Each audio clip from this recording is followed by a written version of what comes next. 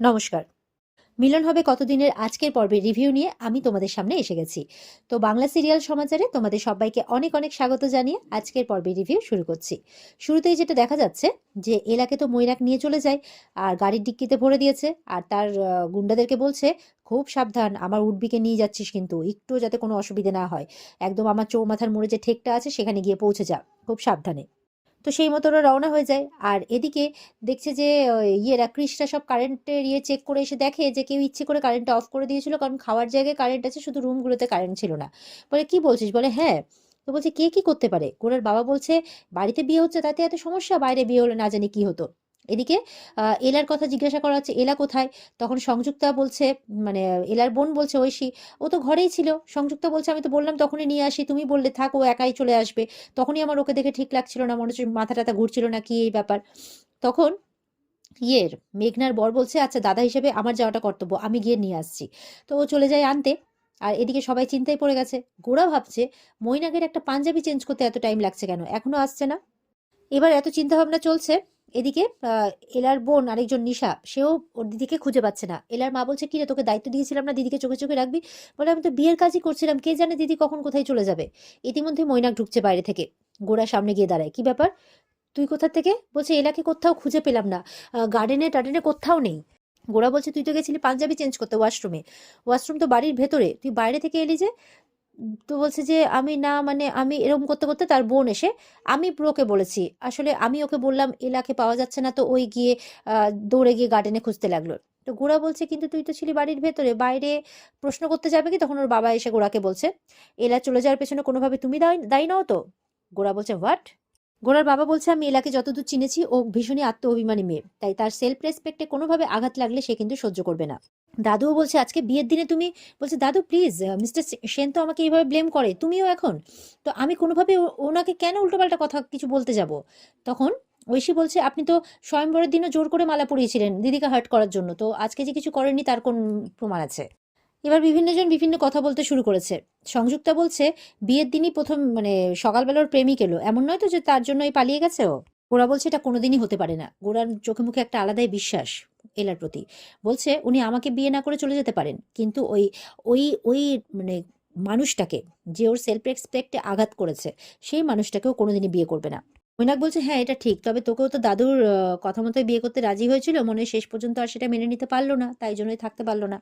মেঘনা বলছে দারুণ ব্যাপার, নিজের সেলফ রেসপেক্টকে মানে মারতে পারবে না বলে কি বলবো, মানে এই বাড়ির মান সম্মানকে ধুলোয় মিশিয়ে দিল, এভাবে বলছে মেঘনা। কৃষ বলছে এসব কি কথা বলছিস? বলে আমি একদম ঠিক কথা বলছি, বাইরে দেখ গা রিপোর্টাররা দাঁড়িয়ে আছে এলা আর গোড়ার বিয়ে দেখবে বলে, মানে বিয়ের ছবি দেখবে বলে, তাদেরকে কি উত্তর দিবি?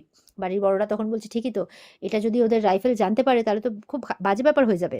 এলার মা বলছে আপনারা বারবার পালানোর কথা কেন বলছেন? আমি তো বলছি এলা পালানোর মেয়ে নয়। দীপ্ত বলছে আমাদের ইমিডিয়েট থানায় খবর দেওয়া উচিত। তখন এলার মামি বলছে না না, থানা পুলিশ করলে দুই বাড়িরই মানে মান সম্মান নিয়ে টানাটানি হয়ে যাবে। বলছে আমি তো এলাকে চিনি, এলা কিন্তু ওরকম মেয়ে নয় যে ও নিজের বিয়ের দিনে বিয়ের মণ্ডপ ছেড়ে চলে যাবে। গুনগুন বলছে ফট করে সুযোগের সৎ ব্যবহার করে যে আজকে যদি বিয়েটা না হয় সেন পরিবারের অনেকটা মানে সম্মানহানি হয়ে যাবে, আর তার সাথে বিজনেসের অনেক লস হবে, তাই না?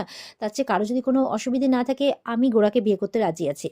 তখন আহ, এর মানে বলছে, গোড়া বলছে জাস্ট শাট আপ গুনগুন। আর এলার বোন ওই নিশা বলছে অমনি চান্স পেয়ে ডান্স মারতে শুরু করে দিয়েছেন না? ঐশী বলছে উনি তো স্বয়ংবরে আপনাকে রিজেক্ট করে দিয়েছিলেন, তাহলে এখন এইসব কথা বলার মানে কি? ওরা এবার সবাইকে চুপ করতে বলছে আর বলছে যে তাড়াতাড়ি খোঁজার ব্যবস্থা করো, না হলে ঠিক হচ্ছে না এটা, আমি ওনাকে কিছুতে এইভাবে পালাতে দেবো না। মৈনাক বলছে যে এলা বোধহয় আর ফিরবে না রে। গোরা বলছে কেন, যাওয়ার সময় তোকে কিছু বলে গেছে নাকি? বলে না না, আমার তো ওর সাথে দেখাই হয়নি, আসলে ও পালিয়েছে ফিরবে না বলেই না, ওই জন্যই বলছি আর কি, ও মনে হয় তোকে রিজেক্ট করে চলে গেছে। আর ওদিকে কিন্তু গাড়িটা যাচ্ছে, গাড়িতে এখনো অজ্ঞান হয়ে আছে এলা, আর গাড়ির ডিক্কিতে তো ভরেছে কিন্তু বাইরে দিয়ে না ওর ওড়নাটা ঝুলছে। দেখা যাচ্ছে এবার এলার জ্ঞান ফিরেছে, আর ও ওই অবস্থায় বলছে আমি কোথায়? মৈনাক বলছে শহরের বড় লোকের ছেলে, মোস্ট মানে এলিজেবল ব্যাচেলার, যার পেছনে মেয়েরা লাইন লাগিয়ে থাকে, তাকে কিনা একটা মিডল ক্লাস ফ্যামিলির মেয়ে রিজেক্ট করে চলে গেল। প্রেস মিডিয়া এবার কে বলবে? আর মৈনাকের মা তো এসছে এবার ফোরন দিতে আর কি, যে এবার মানে গোড়ার এত বড় বদনাম তো এর আগে কখনো হয়নি। গুনগুন বলছে আসলে গোড়া স্বয়ম্বর সভায় এলাকে জব্দ করতে চেয়েছিল, তো এবার এলা ওকে জব্দ করলো। ঐশী বলছে দিদি আসুক না আসুক, আমি আর মৈনাক বিয়েটা করবো। হ্যাঁ মৈনাক? মৈনাক বলছে এলা না এলার গোড়ার বিয়ে না হলে আমিও বিয়েটা করব না, ব্যাস। মৈনাকের মা বলছে সেনরা আমার পরিবার, আমি যেই মেয়ে আমার পরিবারকে অপমান করেছে সেই মেয়ের বোনের সাথে তো আমি আমার ছেলের বিয়ে দেবো না। মানে সবাই সবার ধান্দাতে আছে আর কি। দাদু কিন্তু মনে হলো বেশ কড়া নজরেই মৈনাকের মায়ের দিকে তাকিয়ে আছে। তো এবার তো এলার মা বলছে এবার কি হবে রে, এবার কি হবে? ওর কাকিমা মামিকে আর কি, যে এবার কি দুটো মেয়ে একসাথে লগ্নভ্রষ্ট হবে, কি হবে এবার? সংযুক্তা বলছে হ্যাঁ, মেয়েকে ভালো শিক্ষা দিলে তো আর এমনটা হতো না, না জানি কটার সাথে প্রেম করে বেরিয়েছে কে জানে। আর এদিকে ঠাম্মি বলছে সর্বনাশা মেয়ে মানুষ একটা, বিয়ের দিনে এত বড় কাণ্ড ঘটিয়ে বসে থাকলো। তখন এলার মামি বলছে আপনারা আমাদের বাড়ির মেয়েকে কতটুকু চেনেন যে এত বড় কথা বলছেন? এবার গোড়া খুব রেগে গেছে। আমি এটা কিছুতেই মেনে নেব না। নিজের বাবার ট্রিটমেন্টের ধার, এদিকে দাদুর মানে আশা, কোনো কিছুই যখন ওনার কাছে ম্যাটার করলো না, আমার কাছেও কোনো কিছু ম্যাটার করবে না, এই বলে বেরোচ্ছে। আর মনে মনে বলছে আমি এই মণ্ডপে ওনাকে বিয়ে করবো, সারা জীবন জব্দ করবো, তাই বলছে। এদিকে এলা দেখছে আমি তো কিডন্যাপড হয়েছি, কে করলো আমাকে? গাড়িটা এত স্পিডে চলছে, আমি তো এখান থেকে মানে পালাতেও পারবো না, কি করি এবার আমি? এমনটা ভাবছে। আর ওদিকে গোড়া কিন্তু বেরিয়ে পড়লো যে ও যে করে হোক এলাকে নিয়েই ফিরবে, আর বিয়েটাও হবে, কেউ চিন্তা করো না। মৈনাক বলছে না, একে তো একা ছাড়া যাবে না, এলার ধারে কাছে ঘেঁচতে দেওয়া যাবে না। এই বলে ও বেরোচ্ছে, দাদুকে বলছে চিন্তা করো না, আমি এলা গোড়াকে ফিরিয়ে আনবো, বলে বেরিয়ে যায়। এবার কিন্তু গোড়া খুঁজতে বেরিয়ে গেছে, অনেক জায়গা খুঁজছে, কোথাও পাচ্ছে না। আর এদিকে এলা গাড়িটা বারবার ফাঁক করে করে দেখছে, মানে ডিগ্গি থেকে যে কোথায় যাচ্ছে, দেখছে গাড়িটা চৌমাথার দিকে যাচ্ছে। তো বলছে এদিকে আবার আমাকে কোথায় নিয়ে যাচ্ছে? এবার মানে এলা এদিক ওদিক মানে দেখছে, তো আর মুটুকটা একটু ভেঙে মানে ভেঙে যায় আর কি, ভেঙে হাওয়াতে উড়ে যায়, উড়ে যায় তো যায়, গোড়ার গাড়িতে গিয়েই পড়ে। গোড়া বলছে কি ব্যাপার, বিয়ের মুটুক এখানে? বিয়ের মুটুকের ভাঙা অংশ, ব্যাপারটা কি? তার মানে কি এলাবশ আশেপাশে কোথাও আছে? তিনি কি পালিয়েছেন নাকি কোনোভাবে বিপদে পড়েছেন? এমনটা ভাবছে। আর ওদিকে এলার গাড়িটা গিয়ে দাঁড়ায় একটা পুরোনো ফ্যাক্টরির কাছে। এলা দেখছে কি ব্যাপার, এটা তো মনে হচ্ছে কোনো পুরোনো ফ্যাক্টরি। এবার দুজন লোক গাড়িতে ছিল। একজন বলছে যে এই আমি ভেতরে যাচ্ছি, ওকে নিয়ে যেতে হবে। তো একজন বলছে ঠিক আছে তুই যা ভেতরে, আমি নিয়ে আসছি। বলে পারবি তো? দেখ বস কিন্তু বলেছে সাবধানে। বলে হ্যাঁ হ্যাঁ পারবো পারবো। বলছে ওর গায়ে তো কোনো ক্ষতি করা যাবে না বলেছে।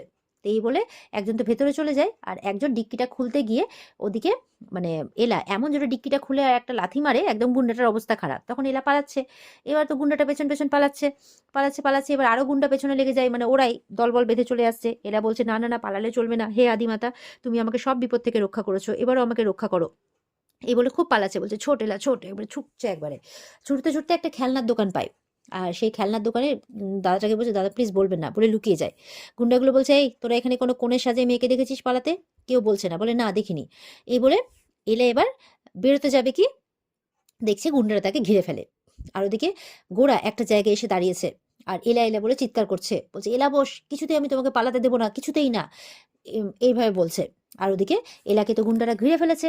এবার এলা কি করে, আবার আদিমাতাকে ডাকছে, তুমি আমার বিপদ উদ্ধার করে দাও, কাউকে পাঠাও আমাকে উদ্ধারের জন্য। আর মাথা থেকে একটা ক্লিপ খুলেছে। এবার যেই ওরা ধরতে গেছে এলাকে, একদম হাতের মধ্যে এমন বসিয়েছে ক্লিপের বাড়ি, দিয়ে পালাতে গেছে, দেখছে সামনে গোড়া চলে এসেছে। এবার বলছে মানে গোড়াকে ধরে আছে অনেকক্ষণ ধরে, গোড়াও দেখে আছে এলাকে। এবার এলা বলছে এরা আমাকে কিডন্যাপ করেছে, আমাকে মেরে ফেলতে চাই, আমাকে বাঁচান। তখন গোড়া এবার এলাকে পেছনে রেখে এবার গোড়া মারবে আর কি।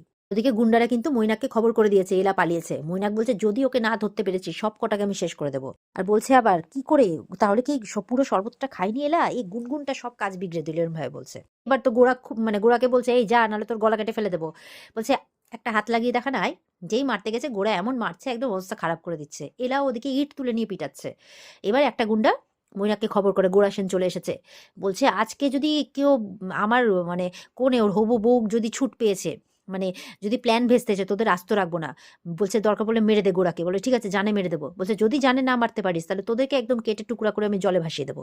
এবার মৈনাকের কথা মতো ওদিকে এলাকেও চাকু মারতে যাচ্ছে। তখন তো গোড়া দেখে ফেলে, আর ওই চাকুটা ধরে, আর চাকুতে লেগে গোড়ার হাতে কিন্তু রক্ত বেরিয়ে যায়। এলা তো তাকিয়ে আছে।